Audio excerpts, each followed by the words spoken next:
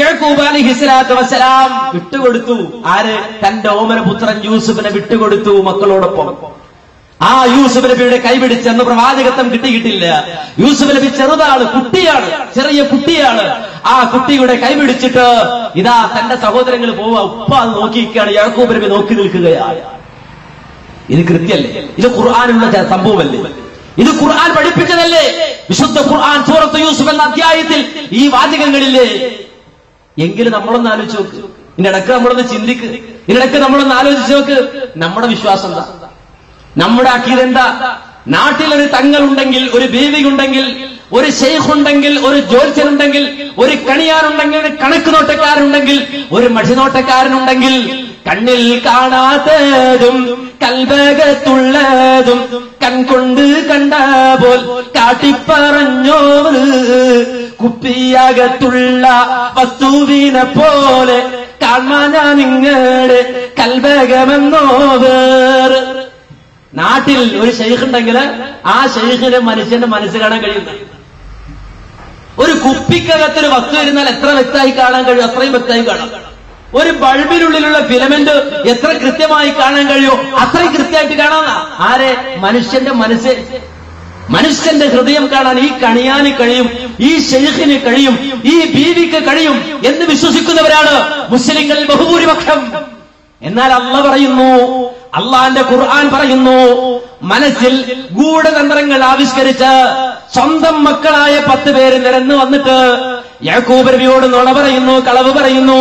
പക്ഷേ ആ മക്കളുടെ മനസ്സ് കാണാൻ യാക്കൂബ് നബി അലൈഹിസ്സലാത്തു വസ്സലാമിന് സാധിക്കുന്നില്ല. അദ്ദേഹം വിട്ടുകൊടുത്തു. കൊണ്ടുപോയിട്ടോ ചരിത്രം നമുക്കറിയാം. കൊണ്ടുപോയി യൂസുഫ് നബിയെ കുപ്പയല പിന്നെ പൊട്ടക്കിണറ്റിലേക്ക് വലിച്ചെറിയുന്നതിന് മുമ്പ് കുപ്പായം ഊരിയെടുത്തു. ആ കുട്ടിക്കുപ്പായം ഊരിയെടുത്തിട്ട് ഒരാടിനെ അറുത്ത് അതിന്റെ രക്തം അതിന് പുരട്ടിയിട്ട് ഏതാണ്ട് വൈകുന്നേരം വരെ കാത്തുനിന്നു എന്ന് ഖുർആൻ. ഒരു ഇശാ വരെ കാത്തുനിന്നു. അവർ ഈ ഒരു സമയം വരെ, ഇശാഇന്റെ സമയം വരെ കാത്തുനിന്നു.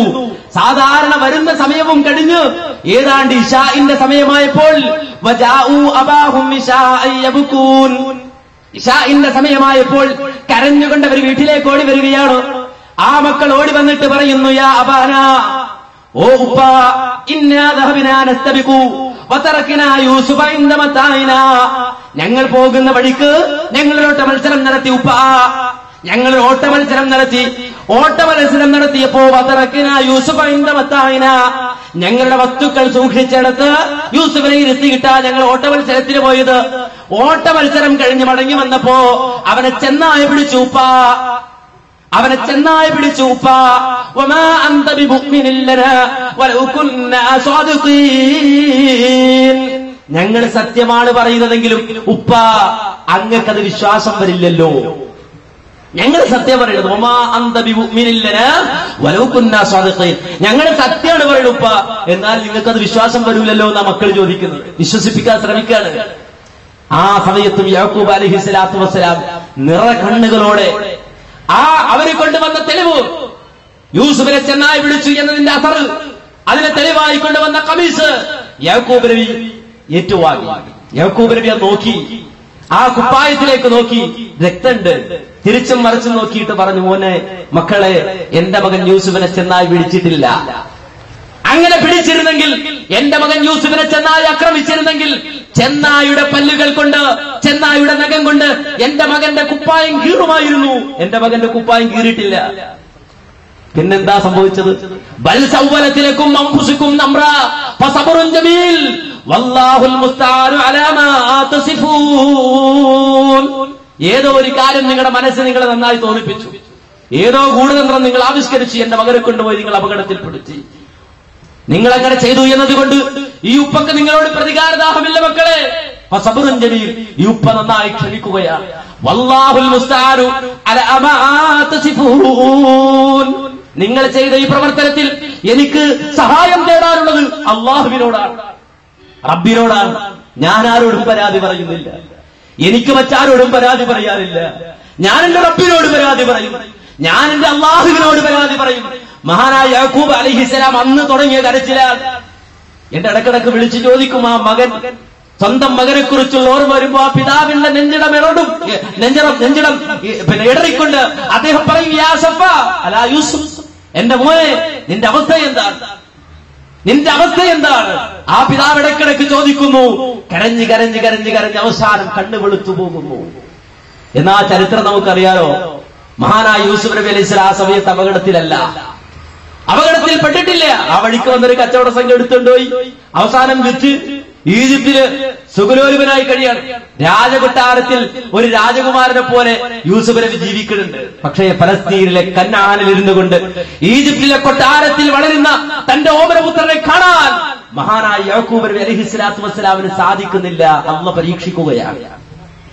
സ്വന്തം മകൻ നഷ്ടപ്പെട്ടാലും ഇല്ല, ആദർശം വിട്ടുകളിക്കില്ല, തൗഹീദിന് വിരുദ്ധം പ്രവർത്തിക്കില്ല.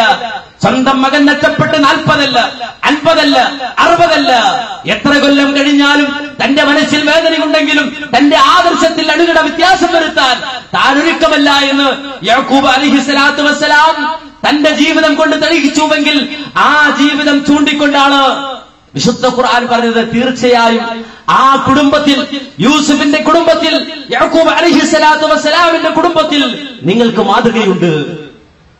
എങ്കിൽ മാന്യ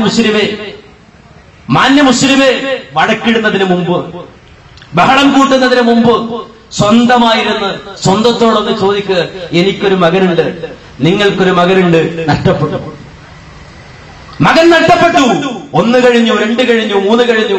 ദിവസങ്ങൾ ഒന്നിന് പുറകെ ഒന്നായി നീങ്ങി. മകനെ കാണാനില്ല. പത്രത്തിൽ പരസ്യം ചെയ്തു നോക്കി, ടെലിവിഷനിൽ കൊടുത്തു നോക്കി, ഒരറിവുമില്ല. പല രൂപത്തിലും അന്വേഷണം നടന്നു. പക്ഷേ കുട്ടിയെ കണ്ടെത്താൻ കഴിയുന്നില്ല. ഒരാഴ്ച കഴിഞ്ഞു, 2 ആഴ്ച കഴിഞ്ഞു. അപ്പോൾ ഒരാൾ പറയുന്ന അടുത്തൊരു ജ്യോത്സ്യനുണ്ട്, ഒരു കടിയാനുണ്ട്, അവിടെ പോയി മഷീട്ട് നോക്കിയാൽ അവിടെ തെളിയും. ആ കടിയാനടിക്കലൊന്ന് പോയി നോക്കൂ, ആ ജ്യോത്സ്യനടിക്കലേക്കൊന്ന് പോയി നോക്കൂ എന്ന് പറഞ്ഞാൽ ലാ ഇലാഹ ഇല്ലല്ലാഹ് എന്ന് പ്രഖ്യാപിച്ച മുസൽമാനെ ഇനി അത് ചെയ്തിട്ട് നോക്കാം, ചെയ്തില്ലെന്നൊരു പരാതി വേണ്ടല്ലോ, അതുകൊണ്ടൊന്ന് അന്വേഷിക്കാം. പോകുമോ? പോയാൽ ലാ ഇലാഹ ഇല്ലല്ലാഹ് എന്ന ആ കലിമത്ത് തൗഹീദിനോട് നീതി പുലർത്താൻ നിനക്ക് സാധ്യമല്ല. അത് അറിയാൻ അല്ലാഹുവിനല്ലാതെ കഴിയില്ല. ഒരു ജ്യോത്സ്യനും ഗൈബ് അറിയില്ല, ഒരു കണിയാനും അദൃശ്യമറിയില്ല. ആ ഗൈബിന്റെ താക്കോൽ അല്ലാഹുവിന്റെ അടുക്കൽ മാത്രമാണ്. അല്ലാഹു മാത്രമാണ് അല്ലാമുൽ ഗുയൂബ്, അദൃശ്യമറിയുന്നവൻ. ലാ യദ്ഹുറു അലാ ഗൈബിഹി അഹദ ഇല്ലാ മൻ ഇർതദാ മിർ റസൂൽ. അല്ലാഹു ഇഷ്ടപ്പെട്ട അവന്റെ പ്രവാചകന്മാർക്കല്ലാതെ അല്ലാഹു ഗൈബ് തുറന്നു കൊടുക്കുകയില്ല, ഗൈബ് അറിയിച്ചു കൊടുക്കൂല. പ്രവാചകന്മാർക്ക് ആവശ്യമുള്ളത് അല്ലാഹു എത്തിച്ചു കൊടുക്കും. ഗൈബിയായ മലക്കുകൾ ഗൈബാണ്, അദൃശ്യമാണ്. പക്ഷേ മലക്കുകളെ കുറിച്ചുള്ള വിവരം അല്ലാഹു പ്രവാചകനിലൂടെ ലോകത്തോട് പറയും. ആഖിറത്ത് ഗൈബാണ്, വരാനുള്ളതാണ്. പക്ഷേ ആ ആഖിറത്തിനെ കുറിച്ചുള്ള വിവരം വഹ്യ് മുഖാന്തരം പ്രവാചകനോട് അല്ലാഹു അറിയിച്ചു കൊടുത്ത് പ്രവാചകൻ അത് പറയും. അല്ലാതെ ലോകത്തുള്ള മുഴുവൻ ഗൈബും ഗൈബിന്റെ മുഴുവൻ ഖജാനകളും കൈയടക്കാൻ അല്ലാഹുവിനല്ലാതെ ഒരു ശക്തിക്കും സാധ്യമല്ല. ഈ വിശ്വാസം വെച്ച് പുലർത്തുന്ന മുസൽമാൻ ശൈഖ് ഗൈബ് അറിയും, കണക്കിട്ട് നോക്കുന്നവൻ ഗൈബ് അറിയും, കണിയാൻ ഗൈബ് അറിയും, ജ്യോത്സ്യൻ ഗൈബ് അറിയും. അങ്ങനെ വന്നപ്പോഴോ ആളുകൾക്ക് ഇപ്പൊ നമുക്കറിയാം